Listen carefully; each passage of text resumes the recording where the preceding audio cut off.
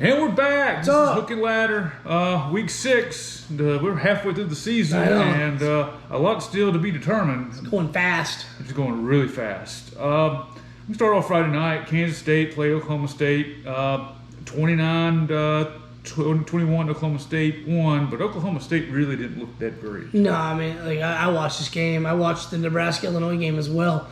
And, Kansas State's a pretty good football team. I guess everyone was kind of on them to win this game. I know that some people, the betting world, were on Oklahoma State to win outright. And that's what they did, but they needed a pick six to do it and a couple other interceptions. Oklahoma State they always were good for scoring points under Mike Gundy, and now they just look like they're completely devoid of skill talent. Yeah. A couple of good wideouts, catch passes, quarterbacks and all that great. Running backs didn't look anything useful, Couldn't hit holes, hitting the wrong holes. They couldn't run. Is it that they're recruiting guys and they get them in the portal and they're there a year or two and they just bounce?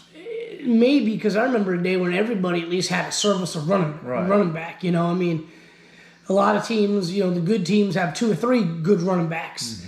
And Oklahoma State always had good running backs. Just this group they got now, they just seem like they lack speed and they lack vision. There were holes there. They just couldn't hit them. And then, the offensive line didn't do them any favors. It was, if they threw the football, they were moving the football.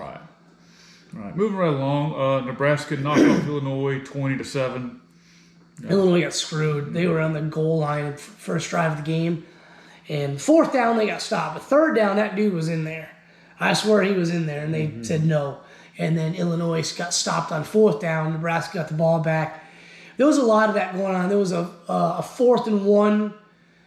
And they looked to have gotten the 1st down. And then the ref all of a sudden places the ball like a yard. I'm like, he was over, but okay.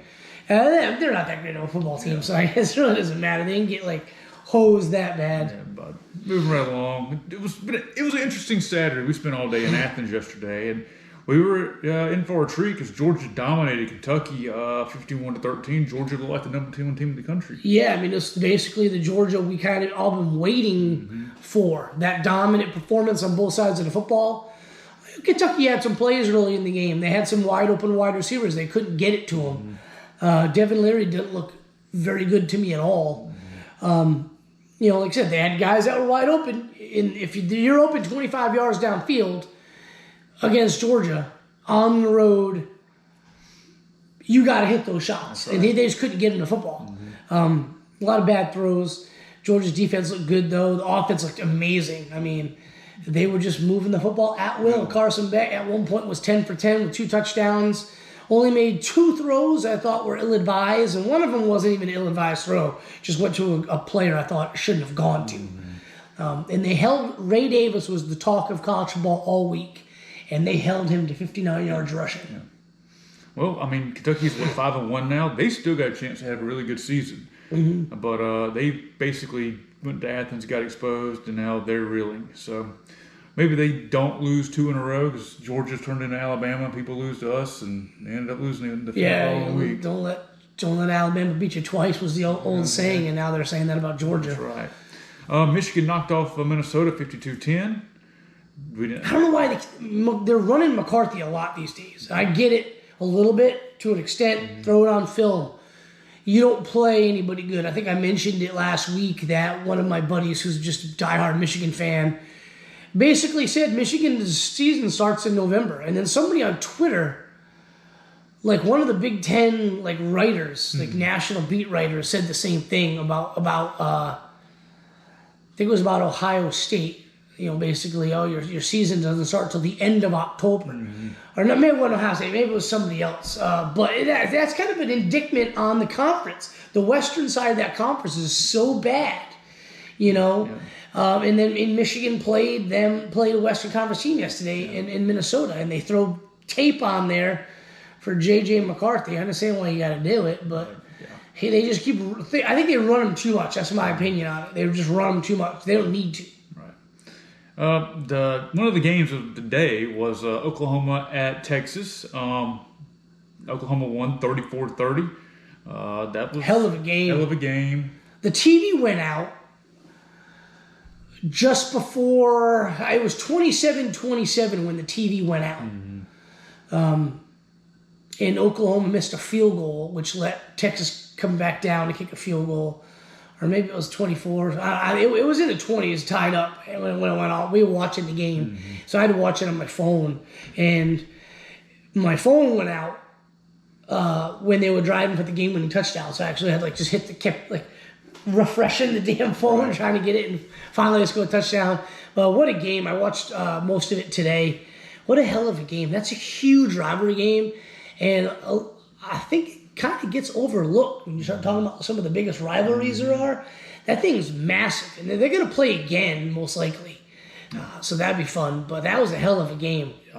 They can play again, and the winner of that game, if Texas and Oklahoma don't lose any more games, stands a chance to make a playoff berth out of that. So it'll be interesting how that shakes out. Ohio State knocked off Maryland 37-17. We watched this game as well. This was much closer. First half, I think it was 10-10. Yeah. Maryland scored touchdown, opening the second half. Then Ohio State said, all right, screw this. We're just going to keep throwing it to Marvin Harrison. And then the tight end they got. And they looked really, really good in the second half. McCord looked really nice, it was later in the game. And they just put it to him. Tagovailoa had a couple of key interceptions. I mean, he was playing pretty well, making some throws early on. That scoring drive in the third quarter was nice, but when it was crunch time, he was throwing some picks. Florida State knocked off Virginia Tech 39-17. Florida State continues to do Florida State-like things. Didn't see any of this game at all, but not surprising. I don't know, Virginia Tech kind of hung around watching the highlights today, but Florida State looked good. Moving right along. USC in a nail-biter in triple overtime knocked off Arizona 43-41. I watched this game. When we got home, it was on. It was like 20-20. And I watched this game. I mean, I went to bed like 3 o'clock in the morning. This was a great game. It was a lot of fun to watch. I was kind of pulling against USC, hoping Arizona would get the win. But good Lord, USC's defense is crap. Press conference, they're asking Lincoln Riley about the defense, and then Caleb Williams sitting there goes, it wouldn't have been 40 or something to 40 without a defense. I'm like, yeah, no shit. Probably would have won 48-10. Probably so. Notre Dame lost to Louisville 33-20. The wheels have come off Notre Dame. I expected so much more from Sam Hartman. First 2 games of the season, he was looking the part. 254 yards ain't that bad. He threw a pick. It was a costly pick. They just, I don't know what's going on. They got guys. They got players. They seem to be doing this the last 4, 5, 6 years. They seem to be kind of in this rut where they look good one week and they look like crap the next. They lose to teams they shouldn't lose to, but give Louisville credit. They're a good football team. They can put up some points. I just thought no way in hell they're beating Notre Dame. Right. Another game of the week, Alabama at Texas A&M. Alabama wins 27-20. Milroe went for 321. If they play like this the rest of the way, they're going to be almost unbeatable. Because you get Milroe's running ability, and now he's throwing for 3 bills. Ooh, look out. They could be the Alabama of old because that defense is ridiculously good. And I only see, that was a huge test. That was a team that we thought could possibly take them. If you're a team that can score points and play good defense, you can probably take Alabama. And I don't see anybody but LSU on that schedule. Right. Washington State, UCLA. UCLA knocked off Washington State 25-17. The attrition of the Pac-12 has begun. Yeah, I mean, Washington State's a pretty good team. UCLA, they've been kind of disappointing thus far. True freshman QB. Right. But we kind of saw this coming with the Pac-12. There's so many quality teams in the Pac-12. They're going to beat up on each other. You're going to have a 3 to 4 loss, teams that are pretty damn good still. Excuse me. Unfortunately, Washington State was highly ranked. That's a great win for UCLA. But they look good. They ran the football pretty well. I was a little surprised that Washington State played as bad as they did offensively. Correct. North Carolina, quietly, I think they go to 6-0 now. Is that what they are? 5-0, 5-0, 6-0, something like that. Yep. So they knocked off Syracuse 40-7. Drake May looks good. 442 passing yards. I mean, he was throwing dimes all over the field. He's been doing that all season long. I know that he's projected, I think, right next to Caleb Williams is the best QB to come out of this year. You got him, you got Quinn Ewers, you got Jaden Daniels at LSU. I think Drake May's number 2 on that list. Mm-hmm. And this kid's just good. Yep. They were talking about him today on the highlight show I was watching. They were talking about, they don't have to play Florida State in conference play this year. And they said if you have one game, Drake May is one of those guys you wouldn't want anybody else but him, Yeah. Moving right along, Oregon State knocked off Cal 52-40. Oregon State, another one of those one-loss Pac-12 teams. Mm-hmm. I didn't see any of this game, but they looked good last week against Utah. Mm-hmm.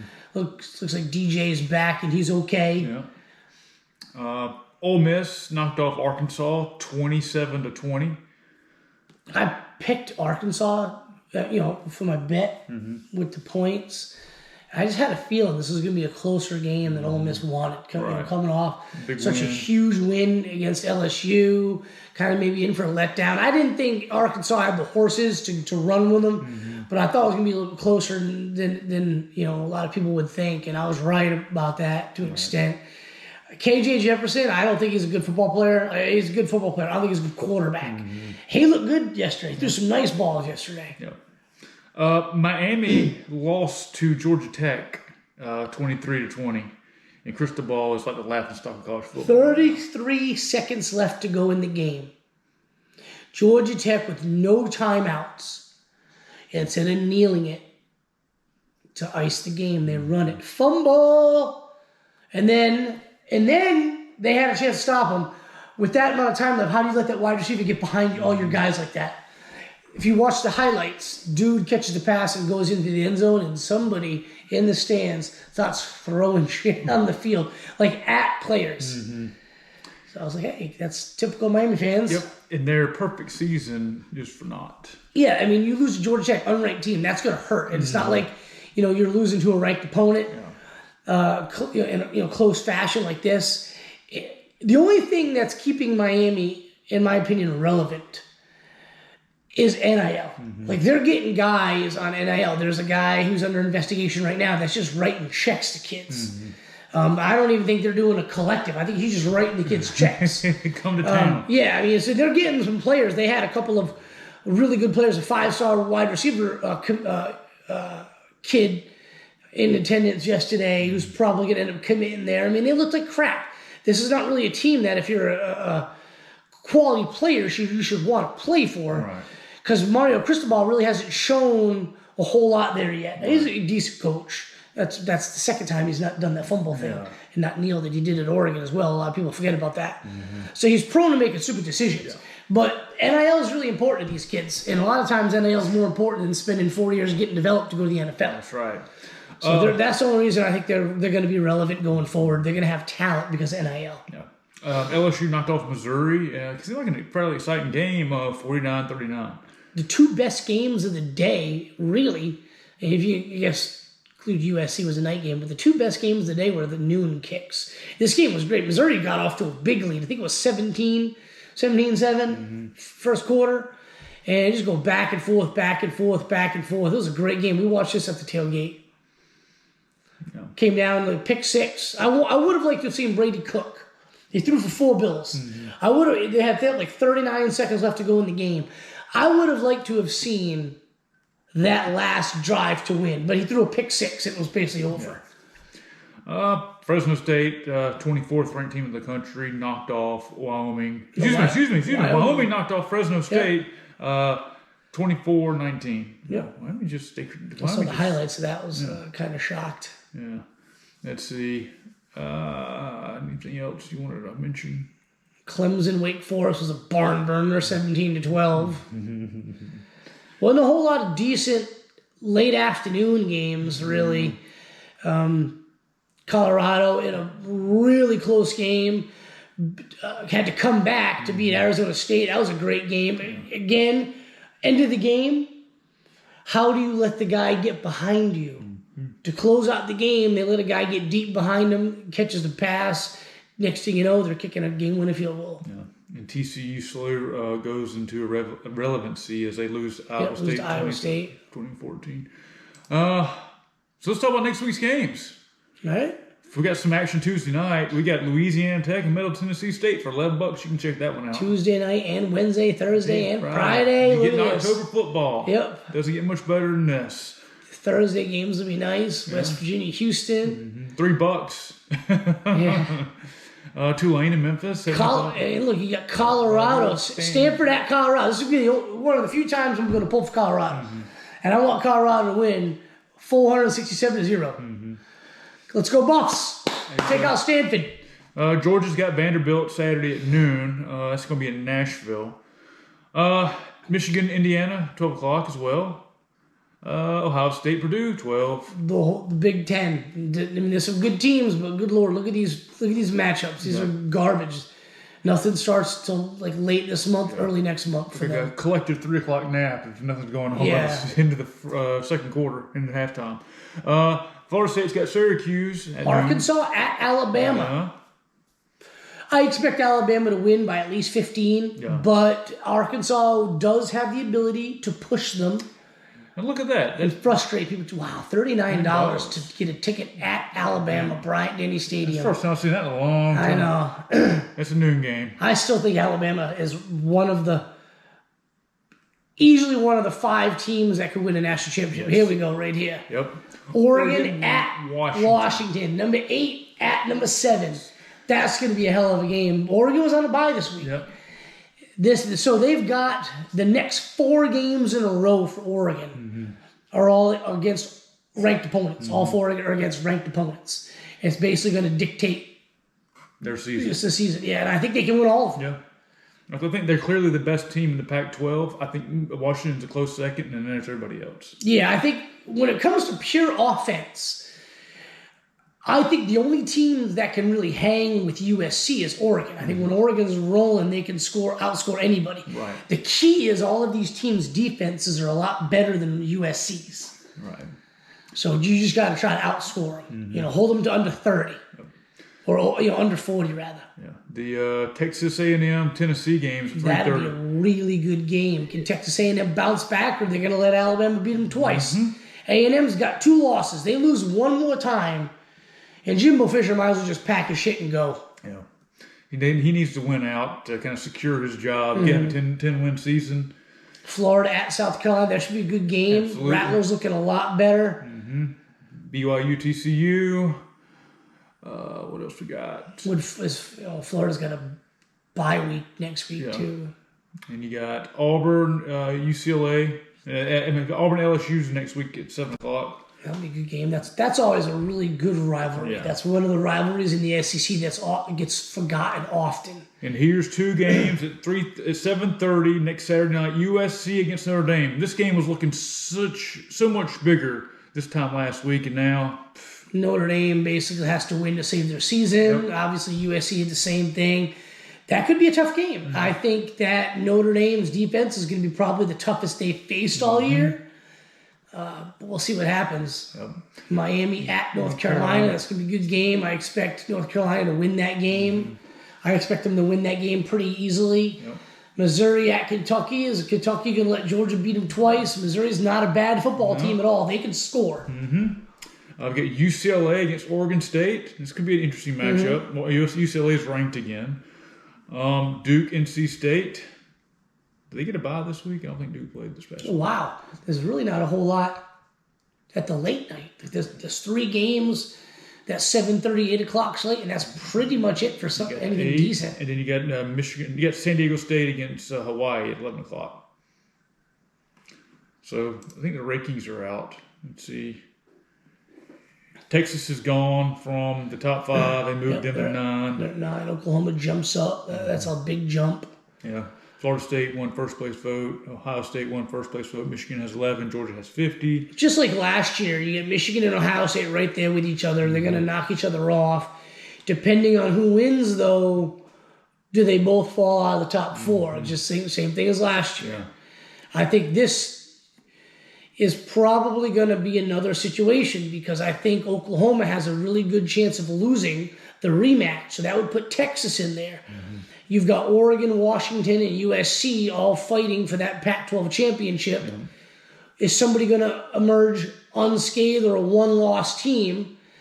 I still think there's a lot of football. There's a lot of shakeups, but I think the Big Ten with Michigan, Ohio State, and Penn State is looking better than any other conference right now to get 2 teams in the playoffs. Yes, I agree.